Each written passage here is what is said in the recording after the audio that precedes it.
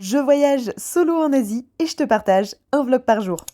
Oui, je sais, je suis une influenceuse influencée, mais j'avais grave envie de me rendre dans ce café à Séoul avec une vue magnifique, mais sachez qu'il y a des heures d'ouverture et qu'en plus les places devant la fenêtre, il y en a que 6. Donc j'étais un peu dégoûtée, mais vous avez d'autres étages où vous pouvez profiter de la vue. Après ça, je me suis baladée dans le quartier Donpyeong qui est juste à côté. C'est un quartier qui est très joli parce qu'il est rebâti sur des normes traditionnelles, mais on voit quand même que c'est neuf. Si vous êtes pressé sur Séoul, c'est peut-être pas la peine de venir jusqu'ici parce qu'il n'y a pas grand chose à faire à part se balader, mais si vous avez le temps comme moi, n'hésitez pas, c'est plutôt mignon. Et puis pardon, même s'ils sont sur la fin, mais quelle gaule de voir des cerisiers en fleurs. Après ça, comme j'aime beaucoup les jolis cafés, j'avais vu un autre café avec des cascades sur les réseaux, donc je suis partie m'y balader. Il y a bien des cascades qui sont hyper mignonnes, mais par contre le café, j'ai trouvé ça très surcoté. En plus, il y avait vraiment beaucoup de monde comme c'était le week-end, donc je passe, je me suis même pas arrêtée. En revanche, si vous traversez la rivière, en face, vous avez un parc qui est absolument magnifique et hyper reposant dans lequel vous pouvez vous balader. Il y a pas mal de fleurs, d'arbres, etc. C'est super mignon.